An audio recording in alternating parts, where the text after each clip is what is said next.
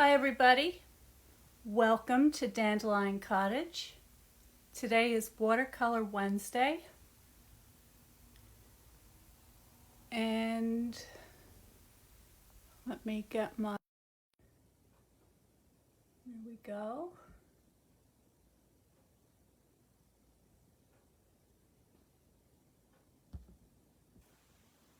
Let me get myself straightened out here. There we go. Hi. So I'm Leslie Watkins. Welcome to my studio. And today we're going to paint a Fritillaria meleagris. And this is our specimen. It's a snakehead lily or a a dice cup lily, and it's one of my favorites. And one of the things that make it so interesting is these checkered designs on the petals. So let's get started.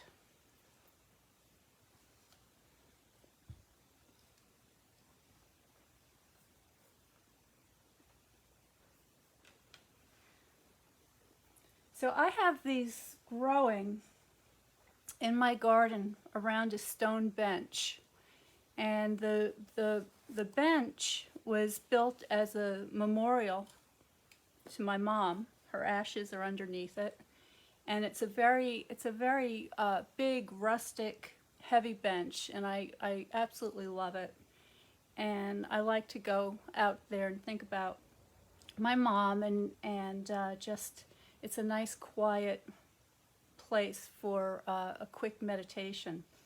It's shady, there's a lot of ferns, and around the base of the bench I had planted a bunch of these bulbs, and unfortunately they started disappearing.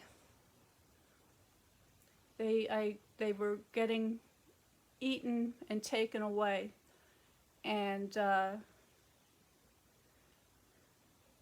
so I don't have very many of them left. But I found this one by the head of the staircase in the front of my house, along the front walkway, and I was very happy to see it there. So when I picked it to paint it today, I was careful to leave some of the lower leaves and the bulbs, so hopefully it will be able to come back again next year. But I'm going to definitely replace them and have some more for next spring. I'm going to be using 3 colors today: red, yellow, and blue. I've got a piece of hot press watercolor paper, and I just have a basic number 2 pencil. And I'd like to do a more careful study of this one today, so I'm probably not going to finish it while we're filming, but I'll at least be able to share with you how I begin to paint something like this, and then later when it's done I'll post it on the website. So here's my website in case anybody would like to know more about watercolor painting and the online classes that I have. You can go to dandelioncottagedesign.com, and you will see a button to subscribe to Notes from Dandelion Cottage. And if you subscribe to Notes, you will get my monthly listings each month on the first day of the month. So May's classes have already filled, and you have up until the 8th to register. So keep an eye out for that. So just to get started here, I'm going to place my blossom in this area of the paper, and then I'm just going to capture this beautiful, graceful gesture that these very fine and delicate leaves have.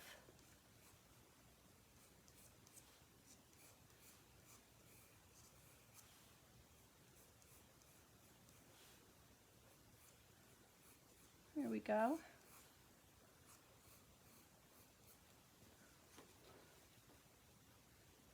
Just a very light drawing just to get it situated on the page.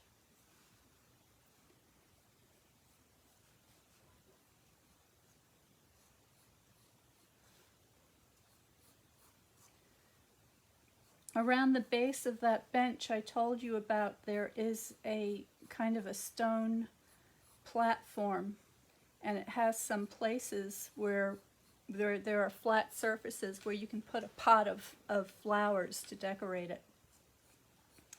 And one day when I was outside gardening over there, I noticed what looked like a little garter snake, and he was on top of one of the stones. And I like snakes. I love garter snakes. I like having them in the garden to help me with the eradication of slugs and voles and other garden pests. And I went closer to get a look at him, and I realized that he was hurt. In fact, he was dead. and he was sort of, his body was sort of hanging over the side of the stone at a 90-degree angle, which I knew wasn't good. And as I looked at it more closely, I could see that something was eating it, or something had been eating it, and I must have scared it away. So I thought, oh wow, it must be a hawk or an owl or some sort of predatory bird. So I moved away from the area, and I was gardening far enough away so that I could still see if something reappeared, but not so close to disturb it. And after a while, I saw a little chipmunk come out. And as I watched, he picked up the snake and he started eating it. And I was amazed, because who knew that a chipmunk would be interested in eating a snake? So the only thing we could figure was that maybe the snake had invaded the chipmunk's den down under the stones and was looking to eat its babies, and the chipmunk might have killed the snake to prevent its babies from getting eaten. I don't know. But sure enough, chipmunks are carnivorous at times. Anyway, come to find out, it was the chipmunk who was stealing all my fritillaria bulbs from around the bench. So my choices are get rid of the chipmunks, which I don't want to do, not plant the bulbs, which I don't want to do, or maybe try planting them in little cages so that they can't be dug up. So that could be an experiment for next year. Meantime, this one was away from that area, so it hadn't been discovered by the chipmunks yet. So maybe the easiest thing to do would be just to scatter them around in odd places and hope that some of them might survive. So all I'm doing here is I'm just putting a very light coat of medium green on the foliage and around the stem.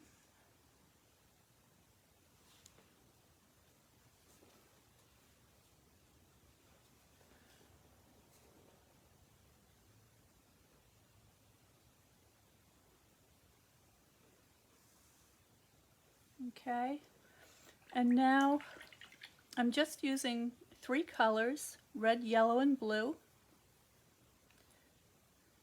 If you're interested in learning more about watercolor, next month on June the 1st, I will be announcing my new watercolor classes, and there will be 2, one painting with watercolors, as you see me doing here today, and another one painting with water-based ink, which is a very interesting and comparable technique, something that is of particular interest to paper crafters and stampers.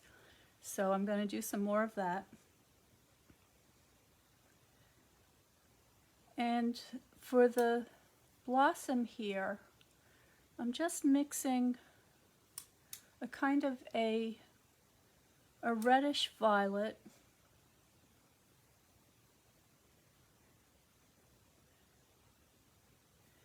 and I'm keeping it very dilute.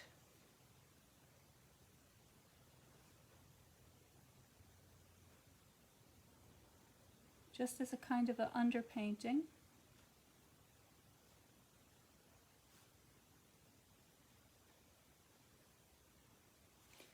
And the stem closest to the blossom also has a lot of that same tonality in it. There we go.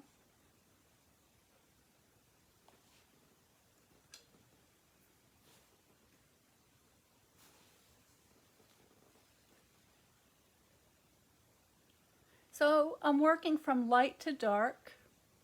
That's a very light wash. And when it dries, it will look even lighter. And now I'm taking a slightly darker mixture for the greens. And I'm just indicating some of these areas that are in shadow.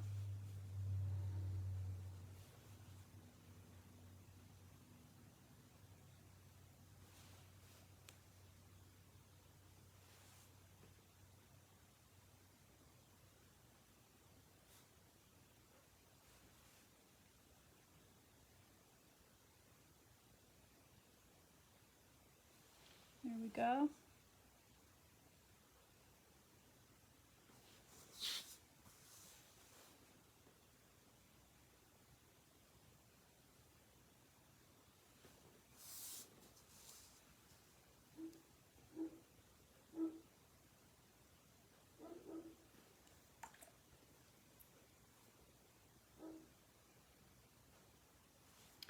Okay, and then I want to add just a touch of that violet mixture to this lower portion of the stem as well.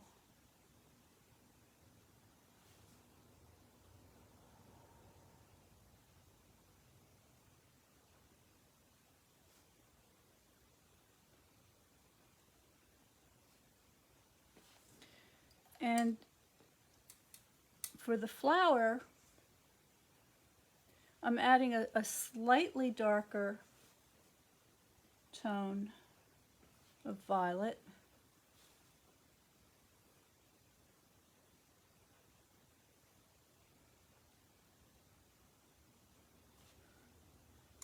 To just indicate some of these, the shapes of some of these petals.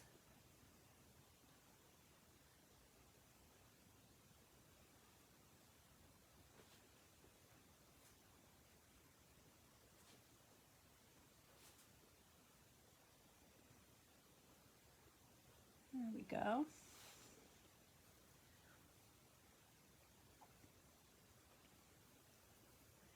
And for the pattern, I'm just going to begin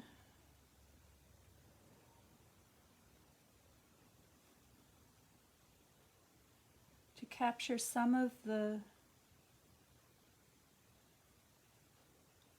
design.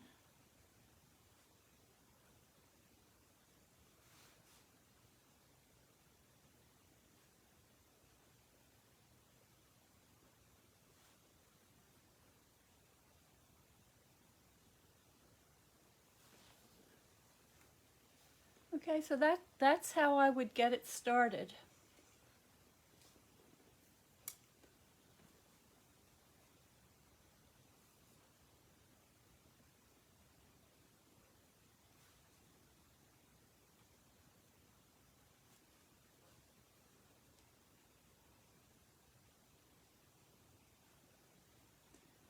And I would just slowly, slowly build it up.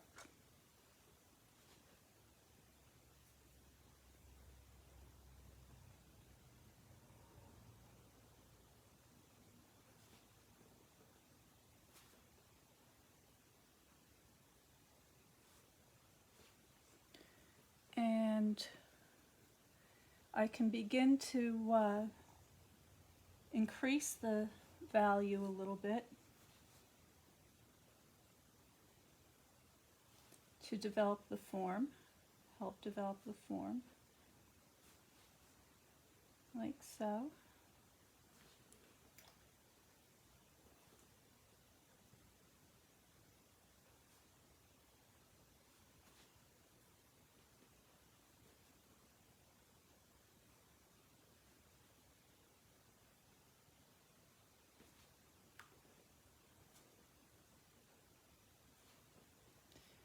And there are a couple of spots that have some nice rich shadow.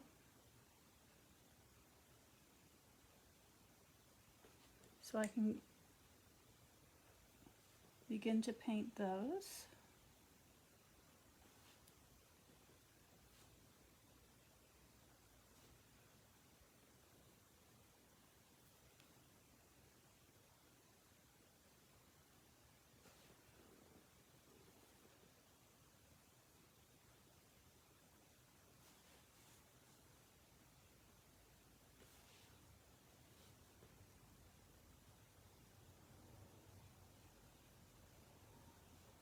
And I'm always keeping the gesture of the flower in mind.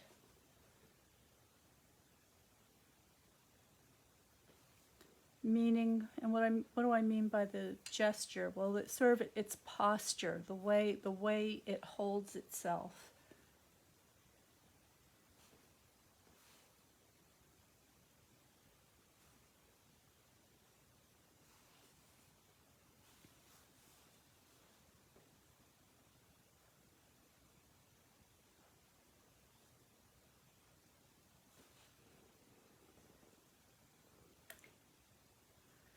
So I think you can see how that's developing. And if you don't have a garden or one of these that you can work from life, then check out Google. Look them up. They're a wonderful specimen to work from.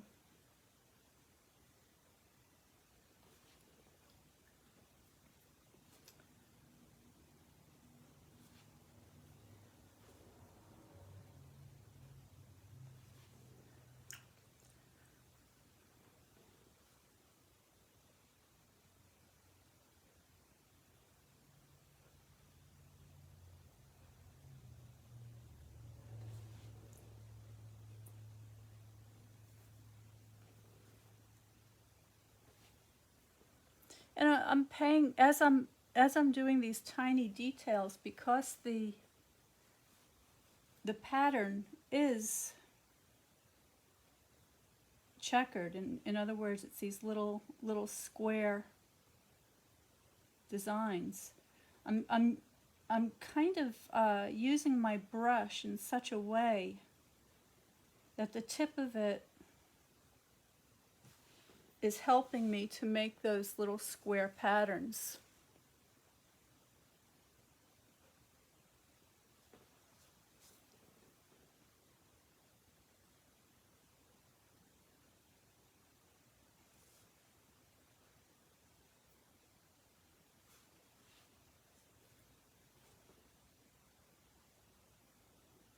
Okay, well, I think that's about it for now.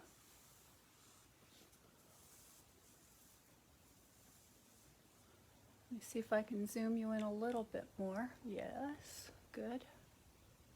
Okay. All right. Well, Well, thank you for joining me today, folks.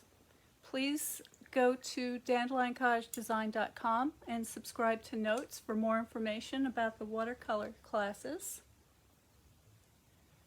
Stay well, stay in, stay creative, and if you can get a little sunshine in a safe place today, this is a great day to do it. I'll see you next on Saturday for Paper Crafting Saturday, also here at 12 noon, and I hope to see you then. Thanks for joining me, and I'll see you soon. Bye-bye.